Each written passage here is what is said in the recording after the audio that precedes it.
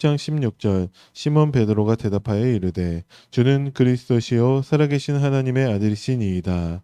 마태복음 16장 17, 19절 예수께서 대답하여 이르시되 바요나 시몬아 내가 복이 있도다. 이를 내게 알게 한 이는 혈육이 아니요 하늘에 계신 내 아버지시니라. 또 내가 내게 이르노니 너는 베드로라. 내가 이 반석 위에 내 교회를 세우리니 음부의 권세가 이기지 못하리라.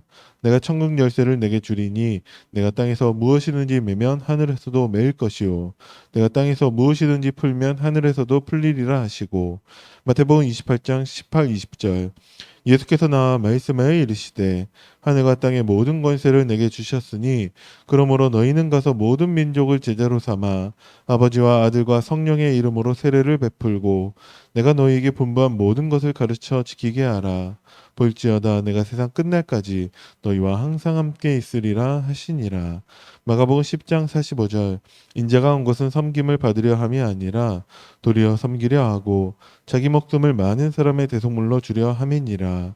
요한복음 1장 12절 영접하는 자 곧 그 이름을 믿는 자들에게는 하나님의 자녀가 되는 권세를 주셨으니. 아멘. 하나님의 자녀가 되고 하나님의 언약 붙잡은 자를 통해서 하나님은 미리 정복하게 하시는데 하나님의 말씀을 나의 약속으로, 나의 언약으로, 나의 말씀으로 붙잡게 되면 어떻게 되냐? 앞서 나가게 됩니다. 세상 사람들이 알지도 못하고 따라할 수도 없는 하나님 자녀에게만 주시는 비밀이 있습니다. 그래서 어떻게 앞서 나갔냐? 보디발 집에 있으면서 요셉이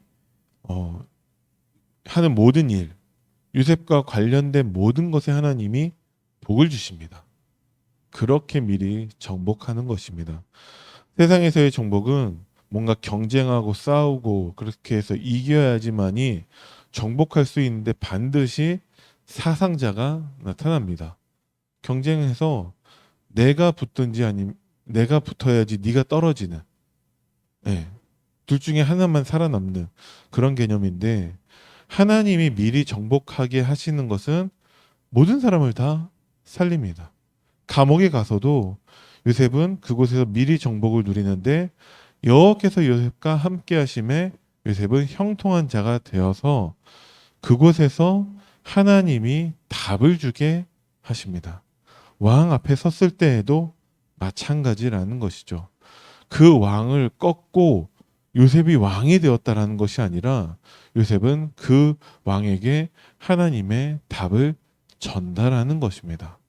그리고 이제 총리가 되어서 모든 사람들에게 다 하나님의 복음을 증거하는 것이죠. 우리에게서의 정복은 무엇이냐? 누군가가 우리를 미워하고 핍박하고 괴롭혀요. 근데 우리는 그 사람까지도 하나님의 복음을 살리는 것이 우리에게 정복입니다.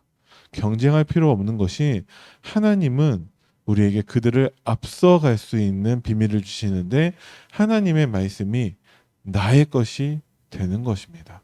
그래서 우리는 어제도 말씀드린 것이 복음 누리는 기도였었는데 복음 누리는 것을 통해서 그 사람들보다 앞서 나가는 것이고 그 사람들을 살리는 것입니다. 그래서 하나님이 우리를 영적 의사로 부르신 것이죠. 과학이 고치지 못하는 병이 있어요. 마음의 병, 생각의 병, 그리고 정신병은 그 누구도 고칠 수가 없습니다. 아직 과학이 발전하지 못해서 못 고치는 것이냐? 그 사람들은 원인과 결과를 모르기 때문에 고칠 수가 없는 거예요. 근데 이것이 사도행전 13, 16, 19장에 나타나는 흑암 문화와 관계가 있습니다. 그래서 아무리 고치려고 해도 계속 증가하고 있어요. 지금 TV를 보면은 TV를 잘 보지는 않지만 가장 유명한 사람 중에 한 사람이 오은영 박사가 많이 나옵니다. 이제 어린 아이들을 고치는 소아 이제 그런 심리 상담, 소아 정신과 뭐 그런 관련된 분이죠. 그분 말고 우리나라에 두 분 더 계세요. 한 분은 남자분이시고 한 분은 또 여자분 계시는데 각각 이제 전문 분야는 다르다라고 하는데 공통점은 무엇이냐? 아, 우리에게 뭔가 문제가 있는 것 같다. 그래서 아니 그러면 저 유명한 그 세 분 그분들 중에 한 분만 그냥 만나보고 뭐 상담이라도 한번 해봐야겠다. 전화하잖아요. 그러면 상담 예약하는데 1년 걸려요. 그 마음 먹기까지도 쉽지 않았는데 마음 먹었다고 해서 바로 상담을 받을 수도 없어요. 왜냐? 이미 예약 전화가 1년 정도 돼 있대요. 그러니까 막 그러한 아이들, 그러한 부모들이 굉장히 많은 것이죠. 가만히 들어보면 맞는 말 하는 것 같아요. 그런데 절대 그 사람은 고칠 수 없다는 것이죠. 왜 그러냐? 이미 그분한테 찾아가서 상담을 받아야만 하는 그 상태에 이른 사람들이 굉장히 많이 있다라는 것입니다. 그럼 지금 왜 이렇게 많아졌냐? 예전에는 먹고 살기 힘들었기 때문에 그런 것들이 더 중요하지 않았던 거예요. 지금 우리나라의 대통령 후보로 나온 사람 중에 한 분은 초등학교만 졸업하고 이제 집이 너무 가난하다 보니까 소년공으로 가서 일을 했다라고 하더라고요. 그 사람만 그런 게 아니라 그 가족 전체가 다 그렇게 힘들게 살았어요. 그러면 이 문제가 없었겠냐고요. 근데 이 문제를 나타낼 수 있는 환경이 아니었다라는 거죠. 왜? 당장 먹고 살기가 힘드니까. 근데 우리나라가 이제 많은 분들의 이제 노력과 하나님의 은혜로 이제 선진국이 되었다라는 것이죠. 우리나라는 유엔에서 인정한 공식적으로 선진국이 되었습니다. 실제로 일본보다 한 사람 개인의 경제 활동 그런 상황을 보면 훨씬 더 우리나라가 더 잘 사는 나라가 됐다라고 합니다. 우리는 잘 못 느끼고 있지만 그러다 보니까 그런 문제들이 점점 더 이제 드러나고 있다라는 것이죠. 세상 사람들이나 정치인들이 고칠 수가 없습니다. 흑암 경제 그리고 미디어, 흑암 문화 같은 경우는 점점 더 빠르게 확산될 거라는 거예요. 우리나라가 넷플릭스나 이런 것들을 통해서 전 세계의 드라마나 예능이나 이런 것들을 확산시키고 있는데 우리나라의 그러한 미디어를 통해서 확산되고 있는 문화들도 하나님과 상관없는 창세기 3장 문화들이 네피림 문화들이 더 많이 있다라는 것이죠. 차라리 우리나라에서 복음 문화라는 것이 나타날 수 있겠냐? 참 더 힘들 것 같아요. 왜냐하면 서양에서는 어쨌든 그 기독교 문화를 근본으로 해서 그런 문화들이 나타날 수 있는데 우리나라는 그런 것도 아니다라는 것이죠.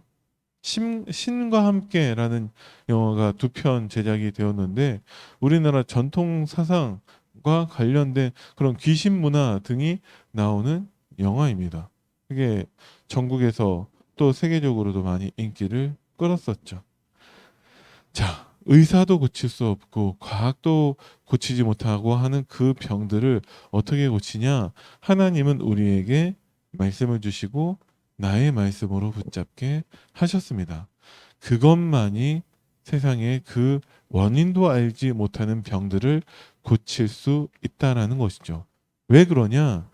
그 원인은 사탄에게 속아서 하나님을 떠나는 죄에서부터 시작된 것이기 때문에 예수가 그리스도라는 하나님의 복음만이 그 병들을 치유할 수 있습니다. 그 치유한 사례가 있냐? 여러분들이 다 치유된 증인들입니다.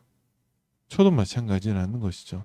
그래서 하나님은 그 복음 안에서 나를 찾는 시간표를 갖게 하십니다. 우리가 정말 중요한 때, 문제 앞에서 아니면 아무 생각도 없이 살아가는 그 삶 속에서 나도 모르게 그 옛 체질이 드러날 때가 있습니다. 그래서 우리는 날마다 그리스도의 복음으로 치유받아야 한다라는 것이죠. 스데반이 유대인들에게 복음을 전하는데 그때의 스데반의 영적 상태는 보좌의 축복을 누리는 상태입니다. 그래서 지금은 돌에 맞아서 육신은 죽어가고 있지만 누가 뭐래도 그곳에서 최고 치유받은 사람이 스데반입니다. 그 스데반의 환란으로 인해서 이제 흩어진 자들이 이제 여러 곳에 이제 흩어지고 결국 안디옥까지 이르게 되었는데 그럼에도 불구하고 여전히 옛 틀에 갇혀 있다라는 거예요. 그래서 유대인에게만 복음을 전하고 있습니다.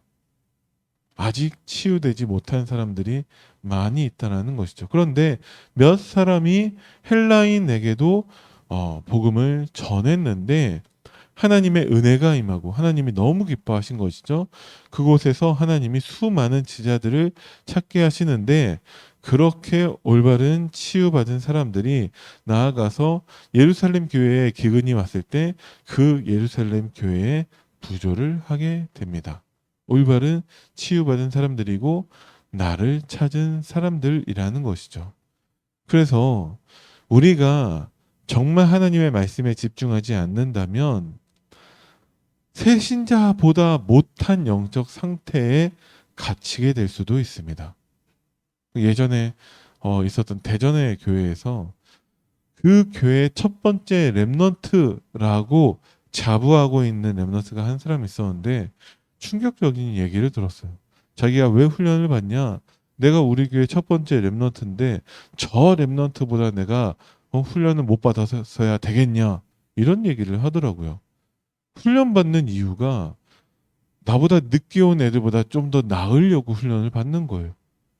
정말 복음과 전도와 선교, 정말 그 현장에 죽어가고 있는 생명을 위해서가 아니라 하나님 나라 확장을 위해서가 아니라 내가 첫 번째 렘넌트인데 내가 저 애들보다는 나아야 되지 않겠냐 이런 얘기를 하더라고요. 그게 과연 하나님이 기뻐하실까? 아, 얘는 이거 못 깨달으면 참 한계가 있겠구나. 근데 한계가 있어요. 지금도 보면은 그게 깨지지 않고 있다라는 것이죠.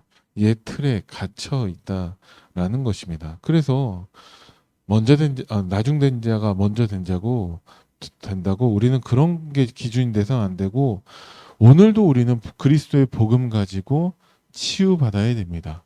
나를 찾는 시간표 속에서 새로운 체질을 우리는 준비해야 된다라는 것이죠.